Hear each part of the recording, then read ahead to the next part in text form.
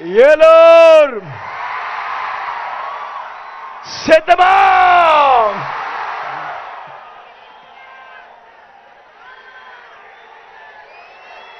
ఎండాకాలం ఎండలు కూడా తీవ్రంగా ఉన్నా కూడా ఏమాత్రం కూడా ఖాతరు చేయడం లేదు. చిక్కటి చిరునవ్వులతోనే ఆప్యాయతలు చూపిస్తా ఉన్నారు, ప్రేమానురాగాలు చూపిస్తా ఉన్నారు, ఆత్మీయతలను పంచిపెడతా ఉన్నారు. మీ అందరి ఆప్యాయతలకు, మీ అందరి ప్రేమానురాగాలకు, నా ప్రతి అక్కకు, నా ప్రతి చెల్లెమ్మకు, నా ప్రతి అవ్వకు, నా ప్రతి తాతకు, నా ప్రతి సోదరుడికి, నా ప్రతి స్నేహితుడికి,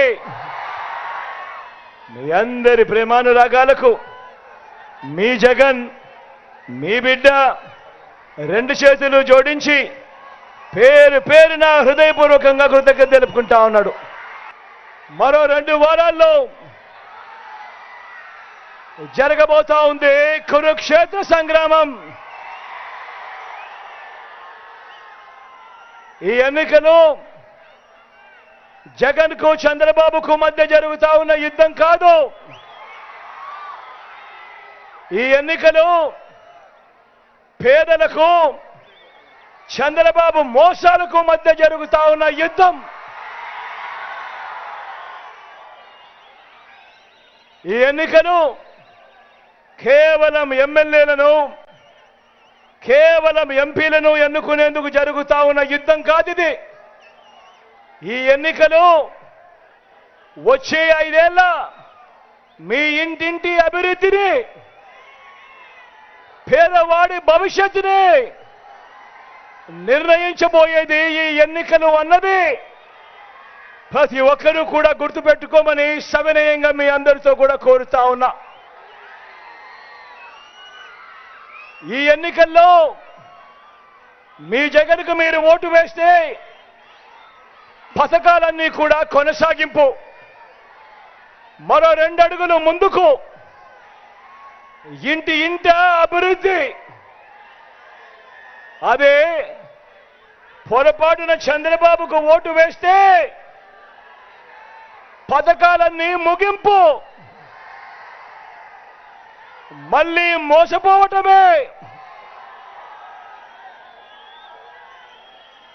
ఇదే బాబు గత చరిత్ర చెప్తా ఉన్న సత్యం. ఇదే సాధ్యం కాని హామీలతో తాను మొన్న రిలీజ్ చేసిన మేనిఫెస్టోకు అర్థం. చంద్రబాబుకు ఓటు వేయడము అనంటే కొండ చిలువ నోటిలో తలకాయ పెట్టడమే అన్నది. ప్రతి ఒక్కరూ కూడా గుర్తుపెట్టుకోమని మీ అందరితో కూడా ఈరోజు సవినయంగా కోరుతా ఉన్నాను.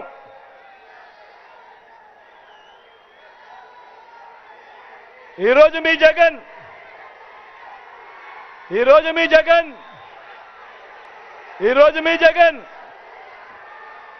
పేదలు అని మాట్లాడుతూ ఉంటే పెత్తందారి చంద్రబాబుకు, ఓ ఈనాడుకు, ఓ ఆంధ్రజ్యోతికి, ఓ టీవీ5కి, ఓ దత్తపుత్రుడికి, ఓ వదినమ్మకి, వీళ్ళందరికీ కూడా చాలా బాధగా ఉంది. వీళ్ళందరికీ కూడా విపరీతంగా కోపం కూడా వస్తూ ఉంది. జగన్ ఎప్పుడు పేదలు అంటా ఉన్నాడు అని తట్టుకోలేకపోతా ఉన్నారు వీళ్ళంతా కూడా. అందరూ ఆలోచన చేయమని కోరుతా ఉన్నా. ఈరోజు జరుగుతా ఉన్నది కులాల మధ్య యుద్ధం కాదు. ఈరోజు జరుగుతా ఉన్నది రాష్ట్రంలో క్లాస్ వార్ జరుగుతా ఉంది అన్నది ప్రతి ఒక్కరూ గుర్తుపెట్టుకోండి. ఈరోజు జరుగుతా ఉన్న ఎన్నికలు జరుగుతా ఉన్న సంఘర్షణ ఒక క్లాష్ వార్. పేదలు ఒక వైపున ఉన్నారు, పెత్తందారులు మరో వైపున ఉండి ఈరోజు యుద్ధం జరుగుతా ఉంది. ఈ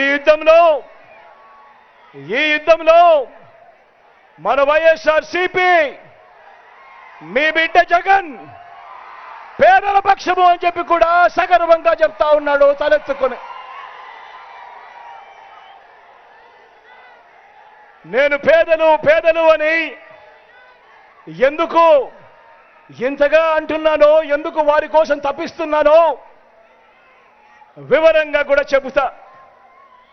మన రాష్ట్రంలో తెల్ల రేషన్ కార్డులున్న కుటుంబాలు దాదాపుగా ఏకంగా 1,44,00,000 కుటుంబాలు.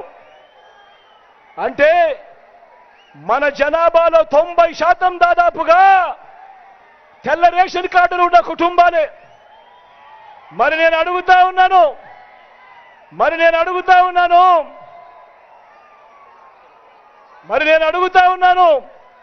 వీరందరూ పేదలు కాదా అని అడుగుతా ఉన్నాను.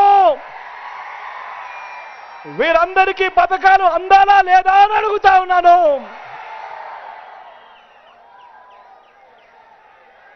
ఇవాళ వార్షిక ఆదాయం 5 లక్షల దాకా ఉన్నా కూడా ఆరోగ్యశ్రీ కార్డులు ఈరోజు ఇస్తా ఉన్నాం. ఈరోజు రాష్ట్రంలో ఆరోగ్యశ్రీ కార్డులు ఉన్న వాళ్ళు దాదాపుగా మన జనాభాలో 95% మందికి ఈరోజు ఆరోగ్యశ్రీ కార్డులు ఉన్నాయి. మరి నేను అడుగుతా ఉన్నాను, వీళ్ళందరూ కూడా పేదల జాబితాలోకి రారా అని అడుగుతా ఉన్నాను ఈ సందర్భంగా. మరి వీరందరికీ పథకాలు అందాలా లేదా అని అడుగుతా ఉన్నాను ఈ సందర్భంగా. రాష్ట్రంలో పెద్ద చదువులు చదువుతా ఉన్న పిల్లలు, ఇంజనీరింగ్ చదువులు, డిగ్రీ చదువులు, మెడిసిన్ చదువులు, రాష్ట్రంలోని ఇలాంటి పెద్ద పెద్ద చదువులు చదువుతా ఉన్న పిల్లలు ఈరోజు ఈ రాష్ట్రంలో 93% మందికి ఈరోజు జగనన్న విద్యా దీవెన, జగనన్న వసతి దీవెన ఈరోజు వాళ్ళందరికీ కూడా అందుతా ఉంది. నేను అడుగుతా ఉన్నా, మరి ఏకంగా 93% మంది పిల్లలకు, పెద్ద చదువులు చదువుతా ఉన్న పిల్లలకు ఈరోజు విద్యా దీవెన, వసతి దీవెన అందుతా ఉంటే మరి వీళ్ళందరూ పేదలు కాదా అని అడుగుతా ఉన్నాను మీ అందరి సమక్షంలో.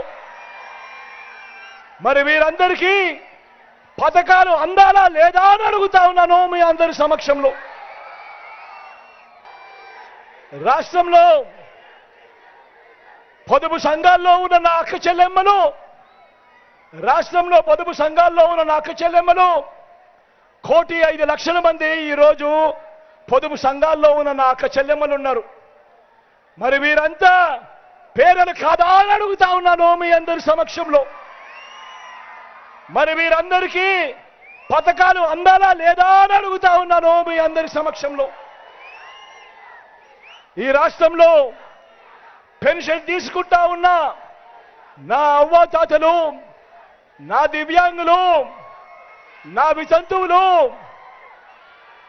నా ఒంటరి అక్కలు ఏకంగా 66 లక్షల మందికి ఈరోజు పెన్షన్లు తీసుకుంటా ఉన్నారు. వీరితో పాటు రైతు భరోసా అండతో నిలబడిన నా రైతన్నలు మరో 55 లక్షల మంది దాదాపుగా నా రైతన్నలు ఉన్నారు.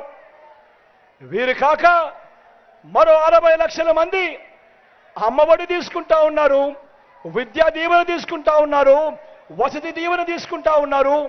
వీరందరూ నా చెల్లెమ్మలు, వీరందరూ ఆ తల్లులు, ఇంతమంది తీసుకుంటా ఉన్నారు ఈ కార్యక్రమం.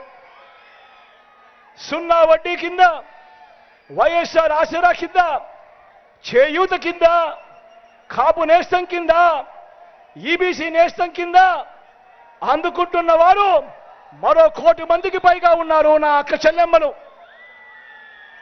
31 లక్షల మంది నా అక్క చెల్లెమ్మలకు ఇళ్ల స్థలాలిచ్చి, ఇళ్ల పట్టాలిచ్చి వారి పేరు మీద రిజిస్ట్రేషన్ చేశాం.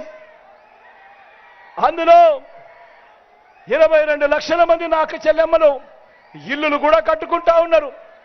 ఇప్పుడు చెప్పండి, వీరందరూ పేదలు కాదా అని అడుగుతా ఉన్నాను మీ అందరి సమక్షంలో. మరి వీరందరికీ పథకాలు అందాలా లేదా అని అడుగుతా ఉన్నాను మీ అందరి సమక్షంలో.